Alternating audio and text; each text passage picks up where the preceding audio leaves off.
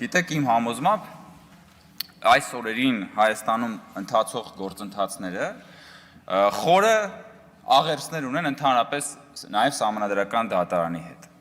որովհետև ինչ է տեղի ունենում, տեղի է ունենում այն, որ այսօր Հայաստանում կան կոնկրետ քաղաքական ուժեր, խմբեր եւ նաև մեր խորհրդարանական ընդդիմությունը, որոնք Հայաստանից դուրս այդ թվում նաև ուժերի հետ ուսուսի տված խնդիր են դրել կազմալուծել Հայաստանի պետականությունը։ Իսկ Սահմանադրական դատարանը Հայաստանի պետականության պահպանման կարևորագույն ինստիտուտ է եւ այն, որ մենք այս օրերին ականատես եղանք, 3 ականատես եղանք Սահմանադրական դատարանի դատավորի թեկնածուի վարկաբեկման ուղված նաև այստեղ հարցադրումներին, այս քաղաքականության տրամաբանական շարունակությունն է, որովհետև հատկապես ես ուզում եմ անդրադառնալ մի հարցի, որը ուղղված էր թեկնածուի աշխատավայրի հետ կապված եւ մեր ընդդիմադիր գործընկերը մեղադրում էր թեկնածուին, որ նա որոշ ժամանակ աշխատել է այսպես կոչված Սորոսի հիմնադրամում եւ հարց էր հնչեցնում, որ եթե դուք ընտրվեք, արդյոք դուք ինչ երաշխիքներ եք տալիս, որ դուք չեք լինելու ազդեցության, օտարերկրյա ազդեցության գործակալ։ Եվ ես կարծում եմ, որ այդ հարցը կարելի է վերադարձնել մեր գործընկերոջը եւ ասել օրինակ Գեղամ Մանուկյանը ձեզ ինչ երաշխիք է տվել, որ ինքը ազդեցության գործակալ չի։ Որտեւ Գեղամ Մանուկյանը սորոսական է։ Որտեւ Գեղամ Մանուկյանը օրինակ Երկիր մեդիան 100,000-ավոր դոլարների հնչել է մի քանի անգամ Սորոսի հիմնադրամից գրանտներ է ստացել։ Դուք էլ վստահաբար օգտվել եք այս կամ այն չափով այդ գրանտներից, այդ հարթակից, այդ պլատֆորմից գնացել, սպասարկել եք, հարցազրույցներ եք արել Երկիր մեդիայի հետ, չէ՞։ Հիմա դուք ինչ երաշխիք եք տալիս, որ դուք օտարերկրյա ազդեցության գործակալ չեք։ Չնայած ես կարծում եմ, որ մեզ ձեր երաշխիքները հարկավոր չեն, ամեն ինչ պարզ է։ Բայց ուզում եմ ասեմ, ձեր տրամաբանությունը ձեր դեմ է աշխատում, հարգելի գործընկերներ, եթե դուք թեկնածուին հարցնում եք իր աշխատավայրով պայմանավորված, ինքը կարող է դիտվել որպես օտարերկրյա գործակալ, մի հատ նայեք ձեր շուրջ բոլորը, ձեր կողքը հիմա նստած են ձեր իսկ բնորոշմամբ օտարերկրյա ազդեցության գործակալներ, որոնք ձեզ ինչ երաշխիք են տվել։ Բայց իրականում խորքում այդ հարցադրումը նպատակ ունի դելեգիտիմացնելու թեկնածուին եւ ի վերջո դելեգիտիմացնելու նաեւ Սահմանադրական դատարանը, որովհետեւ մեկ անգամ չի, որ մենք հատկապես պատերազմից հետո ականատես ենք եղել, թե ինչպես եք դուք փորձել դատական համակարգը օգտագործել որպես Հայաստանի ժողովրդից վրեժ լուծելու միջոց։ Դուք որ շանս ունենաք, այդ Ֆեմիդայի թուրը, որը ավանդաբար այսպես ուղղված է դեպի ներքև, չէ՞։ Այդ սուրը հանելու եք եւ ուղղեք ժողովրդի ու պետության դեմ, այդ եք դուք ուզում անել։ Եվ բնականաբար դուք շահագրգռված չեք ունենալու իրապես անկախ Սահմանադրական դատարան։ Բայց ես ուզում եմ անդրադառնալ թեկնածուի երկու ձևակերպումների նորից այս մեր քննարկվող հարցերի համատեքստում դուք պարոն Խաչատուրյան, այսպիսի մի միտք արտահայտեցիք, որ կարծում եք, որ Սահմանադրության մեջ պիտի սահմանվեն իրագործելի նպատակներ եւ օրենսդրության մեջ։ Եվ ես շատ համաձայն եմ ձեզ հետ։ Եվ այսօրվա մեր քննարկումները, այսօրվա մեր քաղաքական բանավեճը հենց այս ամեն ինչի մասին է։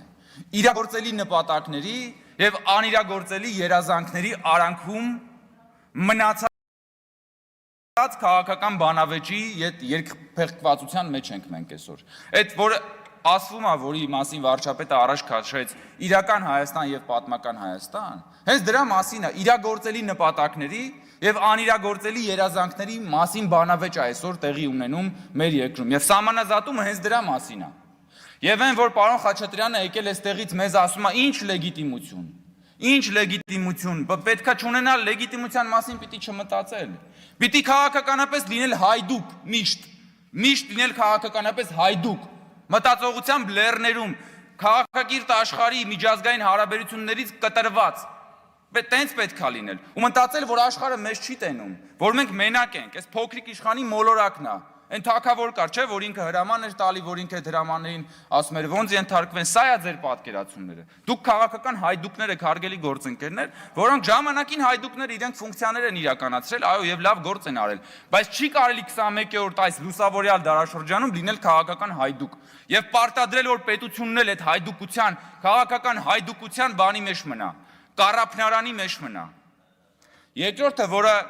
երկրորդ գաղափարը, որը հուսամ ճիշտ եմ ես վերաձևակերպում, պարոն Խաչատուրյան, այն էր, որ դուք ասում եք,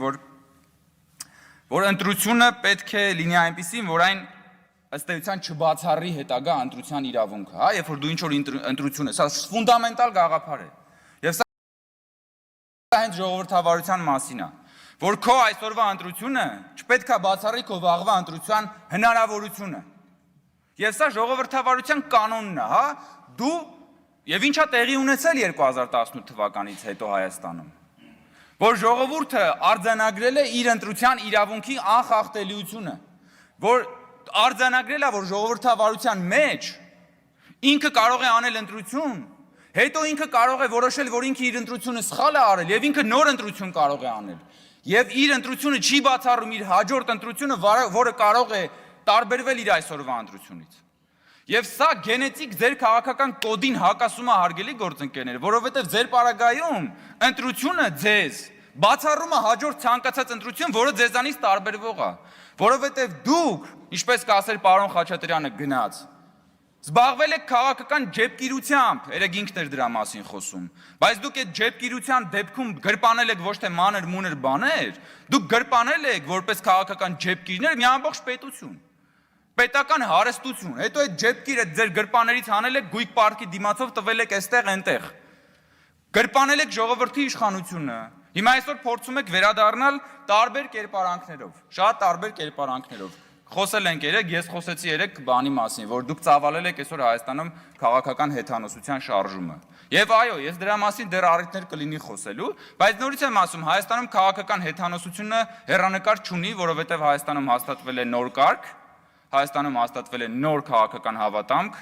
Հայաստանում հաստատվել է ժողովրդավարություն։ Դուք դրան չեք հավատում։ Մենք դա գիտենք։ Դուք փորձում եք հետ վերադարձնել գողապետությունը։ Որովհետև էլի եմ ասում, դուք չեք կարողանում առանց գրպանելու, առանց քաղաքական ջեպկիրության։ Դուք դրա համար, որպեսզի վերադարձնեք, վերազավթեք իշխանությունը, գիտեք ինչով եք զբաղված։ Դուք Հայաստանում հիմնադրել եք մարդկային վշտի արդյունաբերություն։ Դուք արդյունաբերական ռելսերի վրա եք դրել մարդկանց վիշտը եւ տառապանքը։ Դուք մտածում եք, որտեղ կարա ինչ-որ վատ բան լինի, որ դժբախտության մունետիկի նման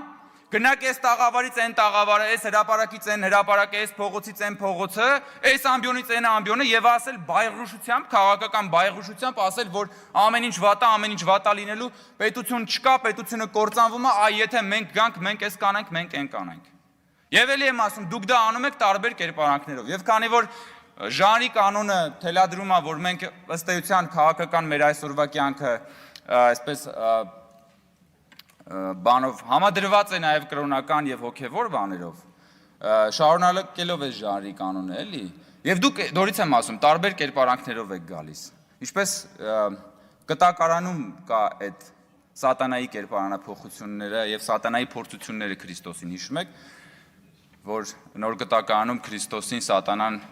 անապատում 3 անգամ փորձում է։ Հիմա սատանան հայ ժողովրդին 3 անգամ ոնց որ թե փորձել է, սա երրորդն է, առաջին անգամ այդ սատանան փորձում էր բանով։ Իդեպ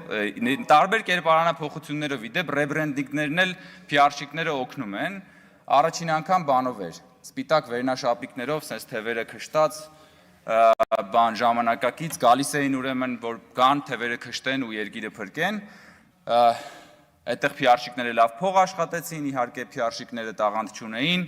հարստացան, այդ թևերը քշտած պարոնայք եկան, մի մասը էլ էստեղ չի, իրանք եկան գնացին, որովհետև դժվար էր, հասկացան, որ դա դժվար գործ է, հետո հիմա գնացել են բիզնեսով են զբաղվում։ Երկրորդ կերպարանափոխությունը եւ երկրորդ փորձությունը սատանայի հայ ժողովրդին եղավ, կարծեմ 2 տարի առաջ էր, երբ որ իրենք փողոցում փորձում էին էլի փրկել հայ ժողովրդին, ուզում էին փրկեն եւ զուգահեռ ասում էին, որ դուք թուրք եք, որ դուք դավաճան եք, եկեք ձեզ փրկենք, դուք թուրք եք, դուք դավաճան եք, եկեք ձեզ փրկենք։ Ծեծում էին, պապիկների էին ծեծում, տարբեր մարդկանց էին վիրավորում եւ ուզում էին փրկեին։ Էլի հայ ժողովուրդը սատանայի ես երրորդ փորձությանն էլ դիմացավ, բայց երրորդ փորձությունը շատ պրոֆեսիոնալ է։ Սատանայի երրորդ կերպարանափոխությունը ինքը եկել է վեղարի տակ։ Սա ուղղակի մաստեր կլաս է։ Ես ուզում եմ Ռոբերտ Քոչարյանին արժանին մատուցել։ Ես ուզում եմ արժանին մատուցել, թե ոնց կարողացավ Ռոբերտ Քոչարյանը, չիմանալով հայրմերը, վեղարի տակ մտնելով գա ու փրկի հայ ժողովրդին։ Սա իսկապես մաստեր կլաս է։ Ուղղակի խնդիրն է, որ դուք չեք հաշվարկել, որ 21-րդ դարն է, կա տեսախցիկներ, կա ուղիղ եթեր եւ մարդիկ ձեր համար միջնադար, սա միջնադարի ինկվիզիցիոն հարաբերությունները չեն։ Եվ ինչ որ մի կաղերական չի կարա սեփական միջնադարը գա պարտադրի լուսավորյալ 21-րդ դարի հայ ժողովրդին։ Ստեղ եք դուք սխալվել։ Ստեղ եք դուք սխալվել, երբ որ որոշում եք, որ կարելի է գալ այս լուսավորյալ ժամանակներում քաղաքական փոփոխություն անել, ժողովրդի սեփական իշխանությունը